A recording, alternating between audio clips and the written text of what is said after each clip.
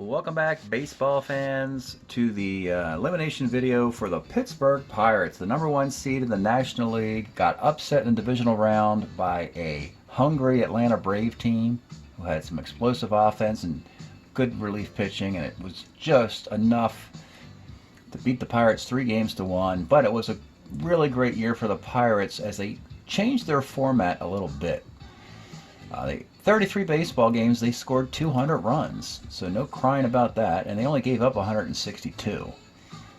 But it's a short playoff round. It's only a best of 5, and they just had some bad luck in the playoffs, as teams will do.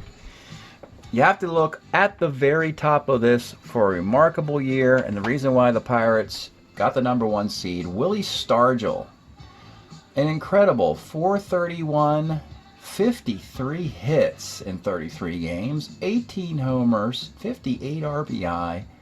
What did not this guy do? He did everything. He was magnificent for the Pirates with his 78 card. Dave Parker had a MVP year and pales in comparison. 353 with 7 homers, 28 RBI, 9 stolen bases. Fantastic year for Parker as well. So the two big guys on the Pirates delivered. Now they changed this team. They wanted to get some more on base. They drew 102 walks in 33 games, and that was because they had Bud Harrelson at the top of the lineup. He had a 357 average and a 451 on base in a platoon. They had Junior Kennedy playing short, 273, 380. He had 21 walks. He had 21 RBI. He had 6 triples, no home runs. Very peculiar year for that. Sanguine in a platoon, Bill Robinson in a platoon. Really, the Moreno was not a guy who drew a lot of walks. You see 9 and 133 at-bats. That kind of hurts your own base a little bit. Did steal 12 times. Really, Bob Baylor was the only 284 hitter in the regular season. He was a disappointment. He did not help this team at all.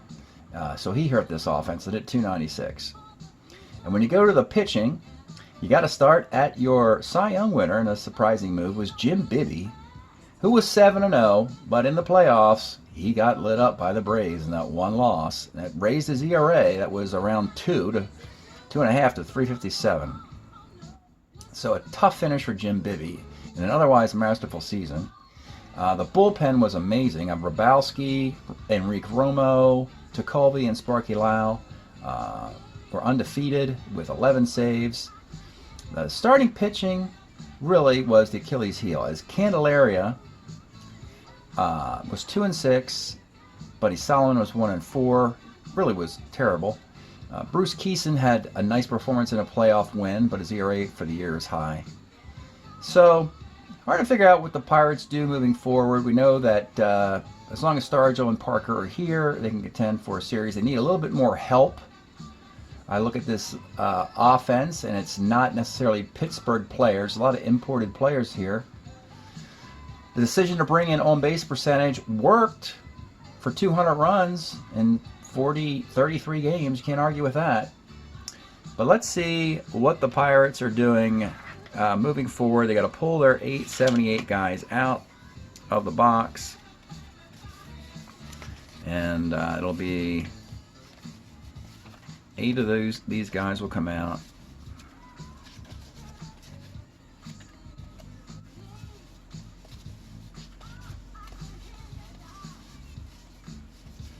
Okay, so here are your 78 Pirate guys who will be going away.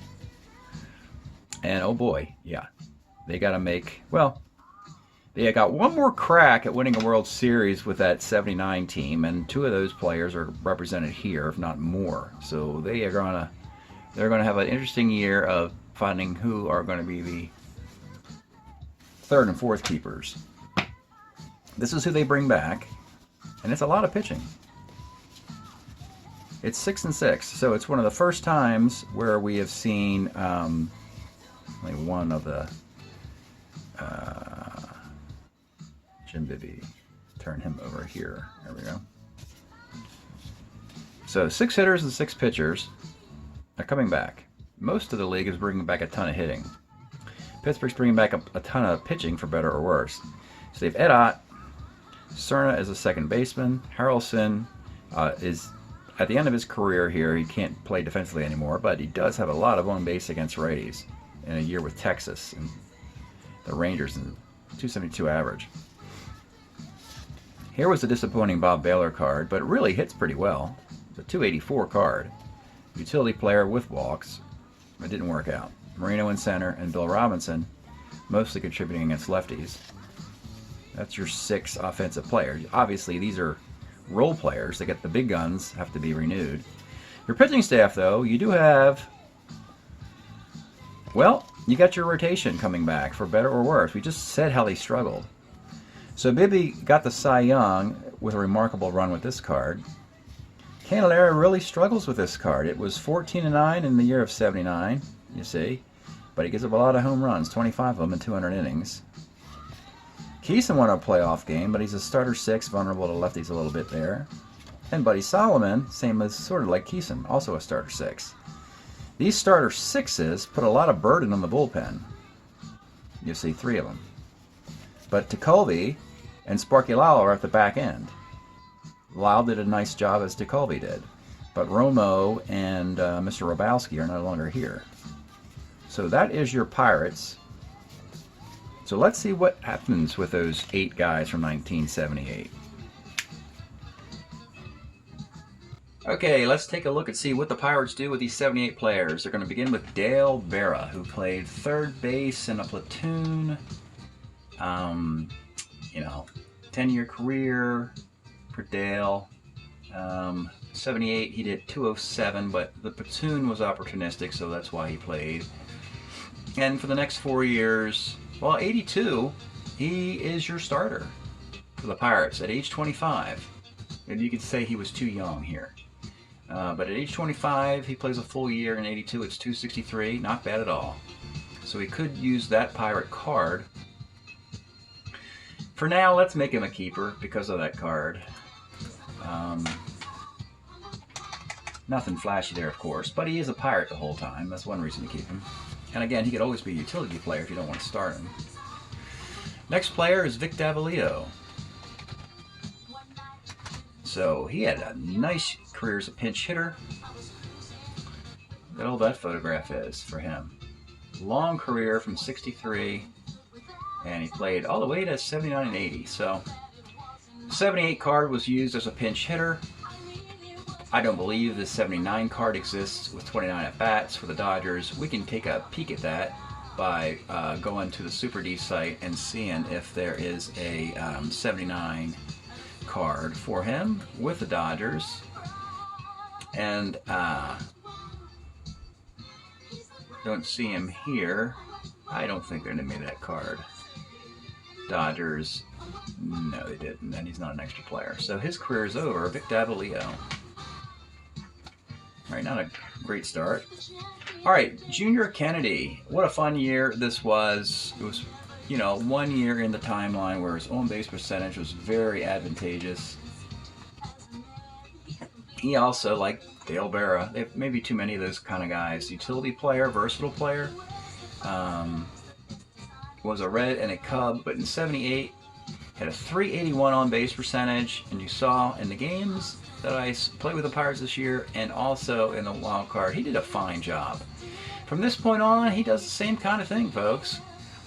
Knows how to get on base, plays half the year, mostly as a pinch hitter, but as a versatile role player. And he was a Red this entire time, so you're taking a Red player away, a valuable role player from your rival, so it's worth that. And these 3 years are all decent. So for decency's sake and hurting the Reds for them not having the guy, let's just keep him for now. Reward him for the great service he just gave the Pirates. And very atypical for this franchise here. But now things are going to get pretty obvious. We begin next with the Cobra, Dave Parker.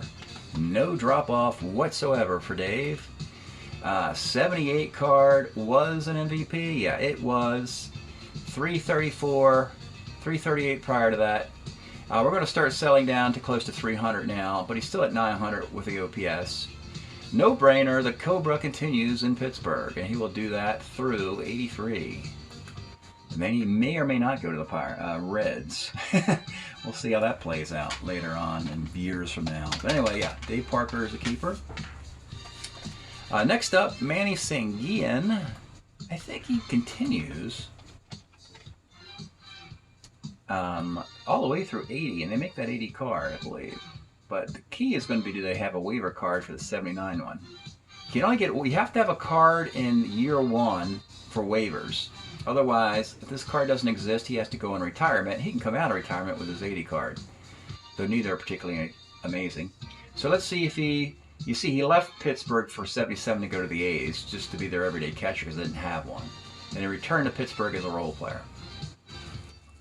Let's see if there is a 79 Pirate Sanguillen to get waivers. I have it right here, and there he is. Fortunately, it's right there. This is your 51 added players for 79, and there's Sanguillen. So I can get waivers on Sanguillen, as I'm going to most likely move forward with Ed Ott as the starting catcher. And mostly because we know we have another keeper coming up next, and that is, of course, Pop Stargell. Wow. Interesting year for Willie. He in the Summer League, he's got his 71 card. This monstrosity, destroying pitchers in the early 70s. Second in MVP votes. Was a second, was a third, was a second, 14th and 15th. And then 79, it was sort of like a Lifetime Achievement Award. They gave him the MVP for that season, yet his OPS of 904 would be the second, third, fourth, fifth, sixth, seventh best OPS of the 1970s. But he got the MVP anyway in 79. For the Pirates, no-brainer. Actually, at age 40, that card will be a good one too in 1980. So he's got a couple more years left. He'll play to age 40, and then there's some more years after that as an extra player. We'll see how the Pirates handle that. But no-brainer there. Willie Stargell will continue and try and... The 9 MVP votes that happened in 78, well, he just got it, as you saw in the stats. He performed with that card, and now he's got to live up to it by actually winning the MVP next year. All right, so we already have 4 keepers, and now we have to get to 2 relievers that we really like. It's going to be Enrique Romo, and my goodness, there's a lot of those. He played from 77 to 82. That 78 card was with Seattle, and yeah, it played well. And yeah, you got to keep him. You need this bullpen. Look at the amount of innings pitched. So we talked about those starter 6s, did we not? So Romo is going to be a keeper, and that it leads us to Al Hrabosky. Now we got to wonder if Al is still effective here, late in the 70s and early 80s. Similar end of his career, similar age as Romo. So 78, had a great year at Kansas City, and he's got a 79 card, but look at the whip here, and it goes up to 166, and then in 80 it's 135, and that's not a particularly good card either. Does he get waivers for the Royals in 79? He should. Let's go check it out. Maybe not. Did they not make that card? That could be a real buzz kill. No, there he is. So he's a Royal in 79, but I think he has to go on waivers. You have too many keepers, and you got to find a better lefty reliever than him. That's risky. And if Hrabosky goes unclaimed through waivers, then the Pirates can bring him back. But they have too many keepers, as you can see. And so we know we have Parker and Stargell and Romo as Pirates, and probably Dale Berra. So it seems like the odd guy would be Junior Kennedy, who you could trade if you can't find anybody to, and Kennedy has bounced around the last few years anyway. So yeah, Parker, Stargell, Romo, Berra. You have to figure that Berra can do what Kennedy did. So you don't really want both the guys on the team. So I would trade Junior Kennedy. And if you have no takers, then he will have to end up on waivers. And you're seeing that our waiver list is pretty good. I mean, Sanguillen and Hrabosky still have a little juice left, and possibly Kennedy will be on that waiver list.